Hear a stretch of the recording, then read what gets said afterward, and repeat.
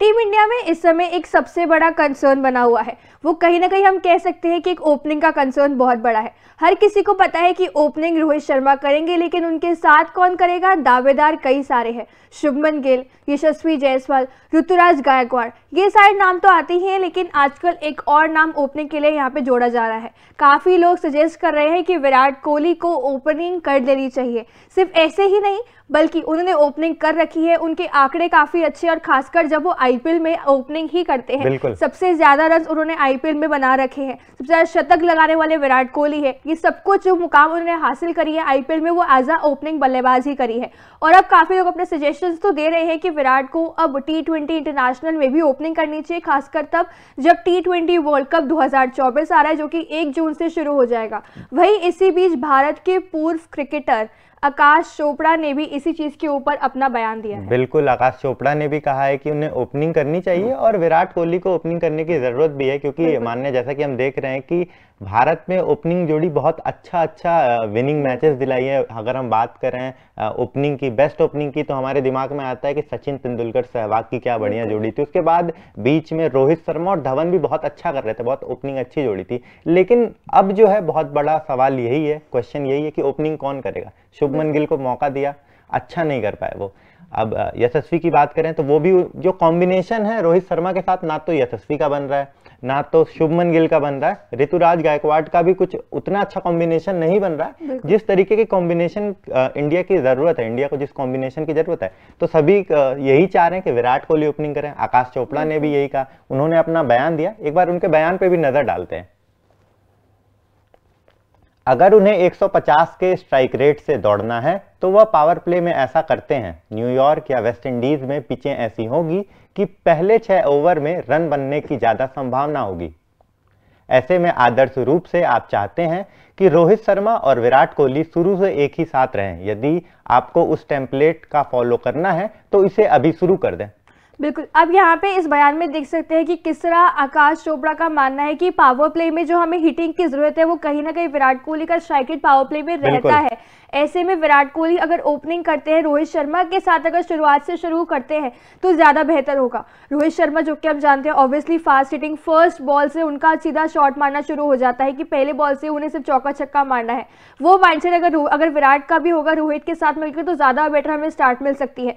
खासकर जहाँ मुकाबले T20 वर्ल्ड कप के होने वाले हैं USA और वेस्ट इंडीज़ की पिचों पर, वहाँ पर आपको शुरुआती 6 ओवर में एक फास्ट हिटिंग चाहिए होगी। तो कहीं ना कहीं ऐसा आकाश चोपड़ा का मानना है कि विराट कोहली वो लाकर दे सकते हैं रोहित शर्मा के साथ शुरुआत से। बिल्कुल, और वर्ल्ड कप 2024 जो T20 का है वो आपका अमेरिका और वेस्ट इंडीज में होगा। और वैसा ही बताया आकाश चोपड़ा ने कि वहां के जो पिच है वो पहले 6 ओवर में बहुत ज्यादा आप उसमें रन बना सकते हैं, बाद में दिक्कत होगी। तो पहले अगर हम शुभमन गिल की ओर नजर डालें या ऋतुराज गायकवाड़ की ओर नजर डालें तो मुझे नहीं लग रहा उतना खास कर सकते हैं। हमने देखे पिछले मुकाबले में अफगानिस्तान के T20 पहले सीरीज में देख लीजिए, वो विकेट गवा गए।